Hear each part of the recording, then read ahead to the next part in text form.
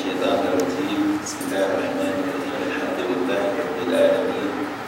الرحمن الرحيم مالك يوم الدين. إياك نعبد وإياك نستعين. اهدنا الصراط المستقيم صراط الذين أنعمت عليهم غير المغضوب عليهم ولا الضالين. آمين. اللهم صل على سيدنا محمد الفاتح لما أغلق والخاتم لما سبق ناصر الحق بالحق والهادي إلى صراطك المستقيم وعلى آله حق قدره ومقداره العظيم. حضر الجابورة والإمامي لا والنزاوية بالبركة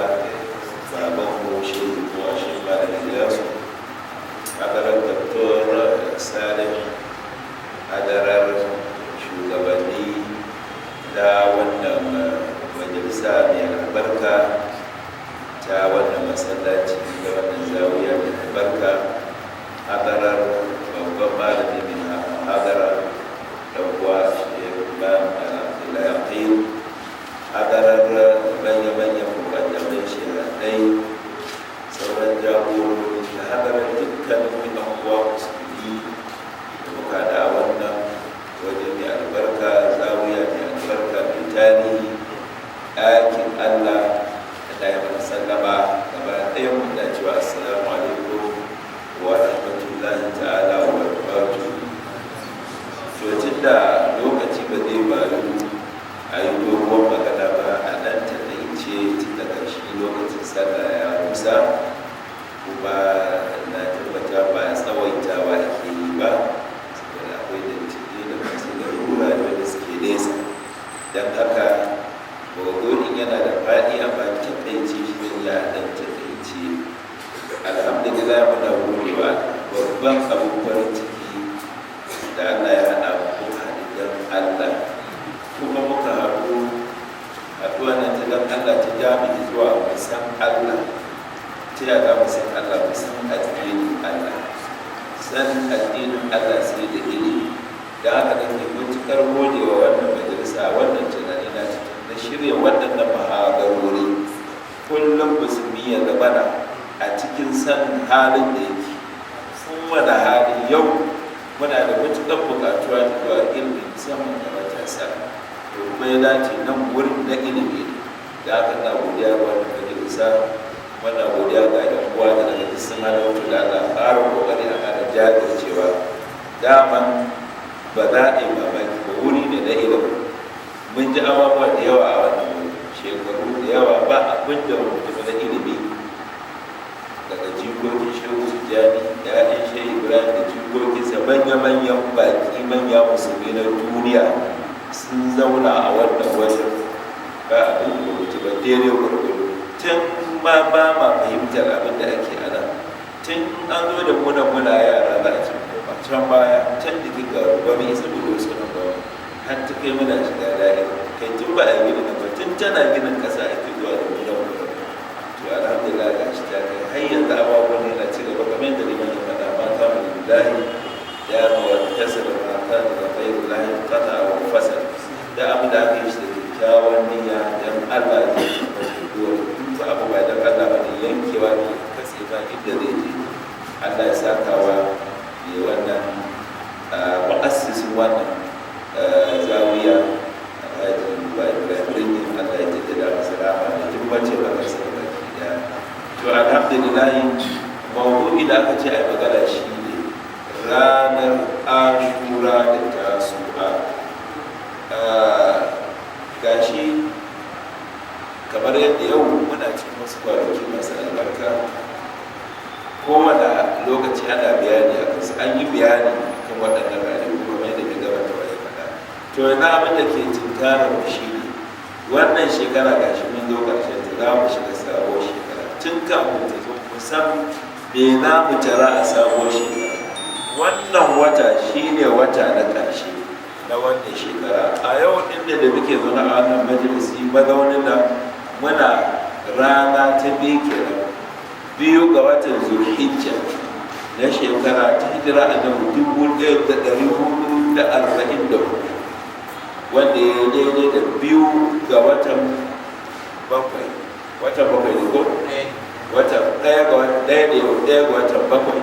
ita kuma shekarar miladiya tana 2022. to kaga shi ɗan kwanaki kaɗan ko na ce wata guda mai zuwa ba kwana 2 haka za mu shiga sabon shekara ta musulunci. to watan da za mu bada tana shi ne al-muharram. Allah ya saka limam yanzu ya magana akan hijira. Duk lokacin da aka mace al-muharram to sai an tuno da hijira, domin musulmi sun haɗa akan cewa an fara lissafin hijira ne a watan muharram. in aka yi maganar muharram za a yi maganar ashura da tasu'a. to tun asali Allah subhanahu wa ta'ala ne halitta to sai ya sanya a cikin hikimarsa suna yana da tasiri a cikin abu. shi yasa za ga an watanni sunaye, an wara da sunaye. da ba don waɗannan shekaru da ake wa suna ba, da tarihi da ake yi na kwanaki a ce yau ranar kaza ce ko watan kaza ne, da rayuwar ba za ta tafi ba abin da za a iya gabatar. yanzu ka ce a shekara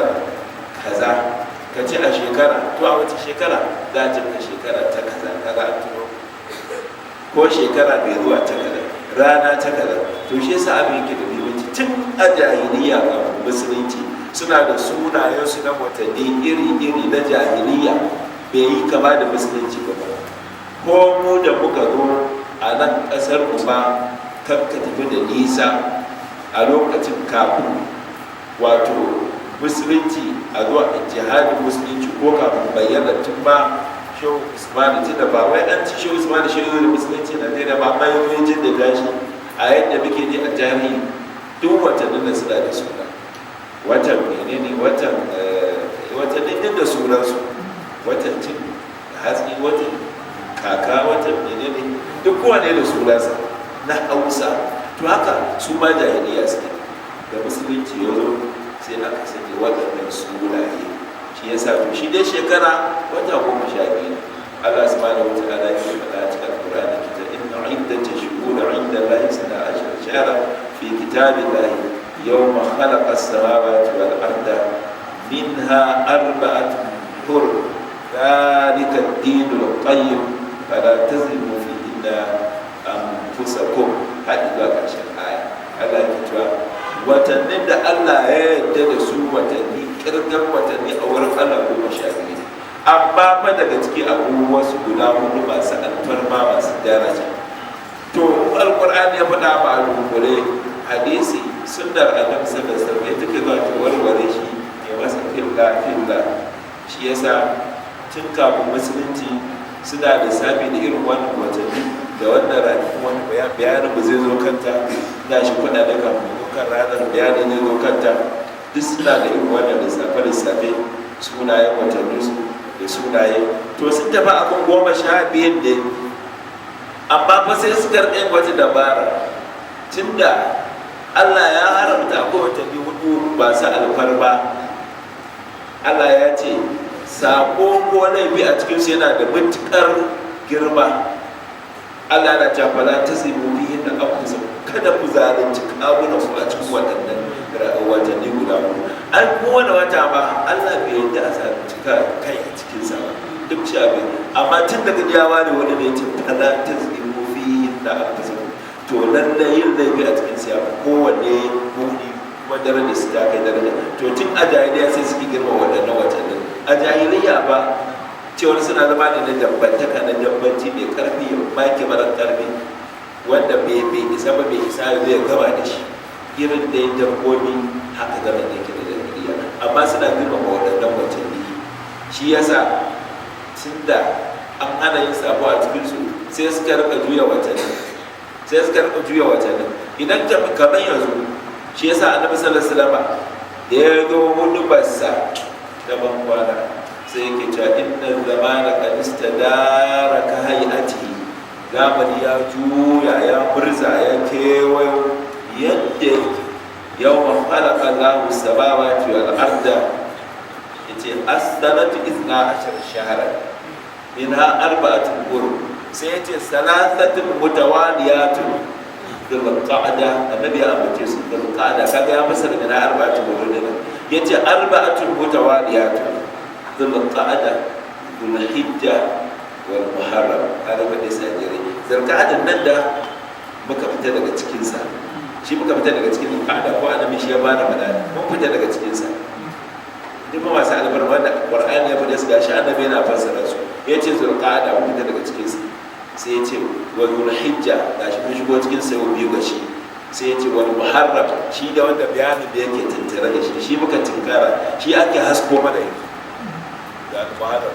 kaga shi sai annabi ya ce ko kudin nan a jere suke muna da matsala ne yanzu mun samu rauni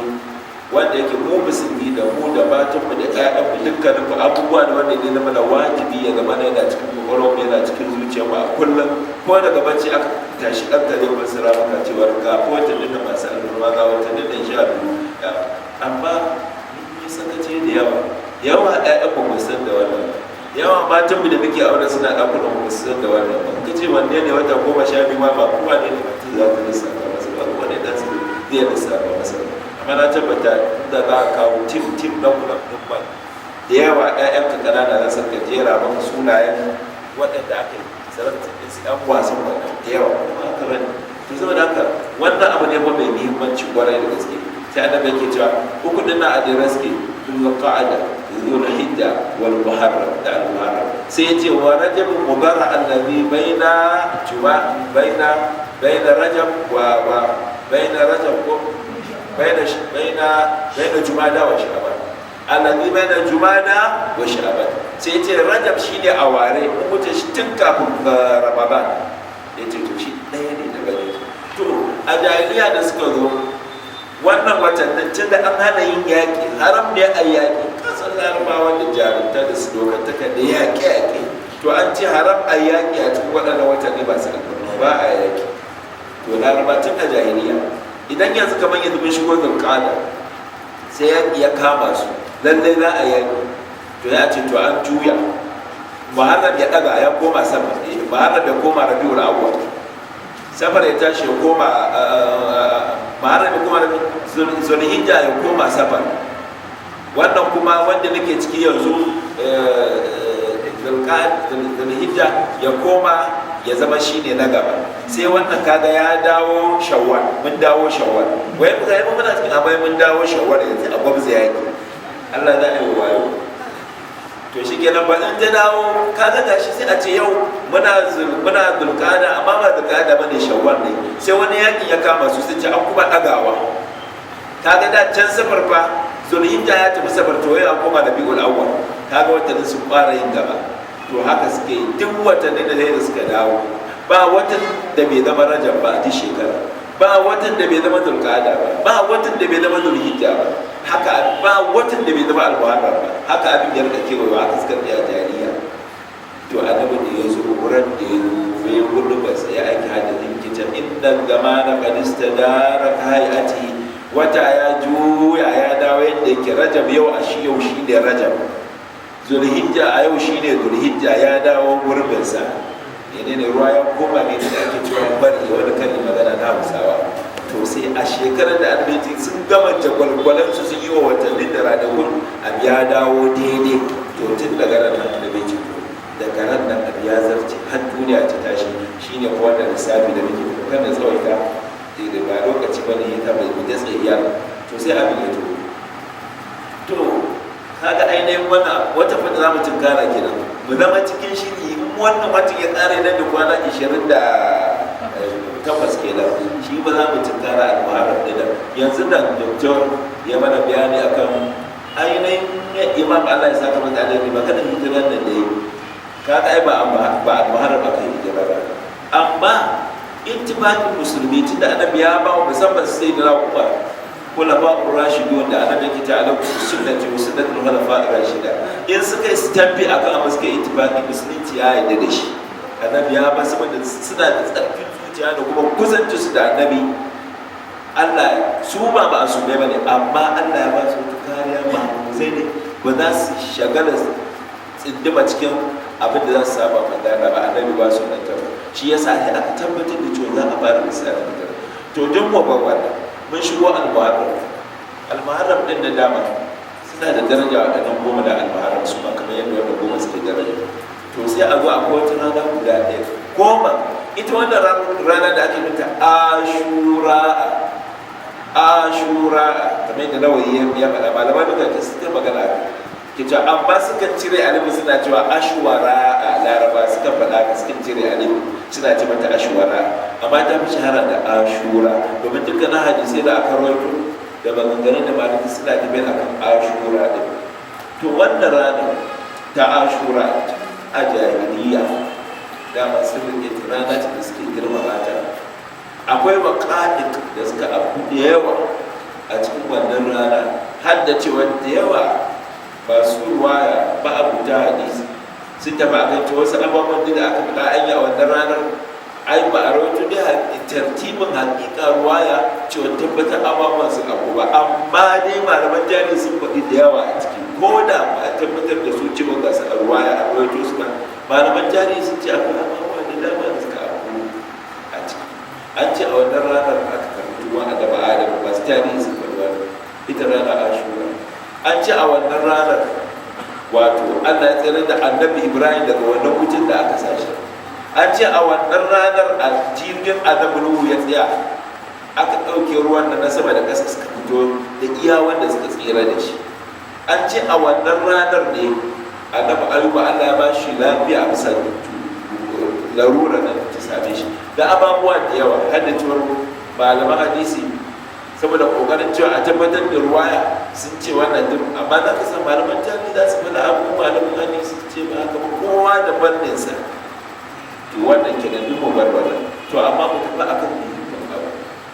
cewa a ranar aka tsere da annabi Musa wannan babu tantama akan haka a ranar Ashura aka tsere da annabi Musa ko ba ko ba tsaya iya nan kawai tunda dai wannan din ta inganta babu hukunci a ciki a ranar Ashura ko da ba a yi waɗancan wannan ta inganta domin hadisin Abdullahi bin Abbas da makamantarsu dukkan ba tsawai ta ba sai mun ta kawo ruwayoyinsu kamar da lokaci ba mu tsaya ba nan kawai hadisin Abdullahi bin Abbas mun san yawa ne da Abdullahi bin Abbas a wajen annabi sallallahu alaihi wasallam a wajen ruwaya a wajen hadisi a musulunci gaba ɗaya da Abdullahi bin Abbas na amfani shi da sabani da shi sahabi ne babba dan sahabi kuma jini na manzon Allah sallallahu alaihi wasallam domin dan uwan mai manzon Allah kaga kamar wa da kani suke a wannan magana hada cewa su samu manzon Allah sallallahu alaihi wasallam da hasken annabi da suka gani dan jikinsa ma dangin jikin annabi da suka zo ga ganin suke su ba wata nasaba girman manzon Allah da duk musulmi suke ganin girman sa haka suke girma annabi su zubar da duk wannan nasaba haka suke Allah ya saka musu da alkhairi dan ba za a kai irin hidimar da suke ba za a kai imani irin nasu Abdullahi bin Abbas yake cewa hadisi da rawayo yake cewa kadiman Nabi sallallahu alaihi wasallam al-Madina annabi sallallahu alaihi wasallam ya zo Madina wannan hijirar da ne ya faɗa mana yanzu Allah ya kaddara yi hijira annabi ya bar garin sa garin haihuwarsa shi da annabi mutum yana shauƙin maka Allah ya ce inna ladhi farada alayka alqur'ana la ra'aytuka ila ba da ya koma madina sai ki Allah ma habib da madina ta Allah so ya da madina yadda muke sama Allah ya kuma buɗe madina ta zo ta fiye masa maka da ko dai wannan kuma da jari ne mai dodin ba shi da mace to saboda haka Abdullahi bin Abbas yake to da annabi ya to ya zo Madina ka san zaka samu kowane gari da irin al'adarsu da irin ɗabi'arsu da irin yadda suke gudanar da rayuwarsu da annabi ya zo Madina fara al-yahuda sai ya ga yahudawa ta sun da yawan ashura suna azumin wannan ranar ashura kuma manzala sallallahu alaihi shi ma tun kafin ba ya zo Madina da yana azumtar ashura kada mu manta yana azumtar wannan ranar tun kafin annabi ya zo Madina saboda haka azumin na ashura ya riga azumin ramadan ba da dadewa tuni tun kafin ba a san za a wani da da dama annabi yana yin sabatin a maka to da ya zo Madina sai ya ga yahudawa gashi ba kamar a maka ba tun da baka an ta fama ne da mushrikai su ba su abin da ɗin tukuna su mushrikai ne na larabawa dama ba su da wani littafi da ya gabata kamar alul kitabi a tora ko ne ke su ko waɗannan suna da alul kitabi ne sai ita suna wannan azumin ashura Abdullahi bin Abbas ke ci sa annabi tambaye sai ce ma hada me wannan abin da kuke annabi da kuke yi me yasa kuke yin sa kalu sai suka ce da manzala yawmun salih rana ce ta gari madagarciyar rana ce a wurin yawmun najjallahu bani Isra'ila min adwi a wannan rana Allah ya tsere da banu Isra'ila su ne mutanen annabi Musa daga abokan gaban su kibdawa mutanen Fir'auna Allah ya nitsar da ya turbe da Fir'auna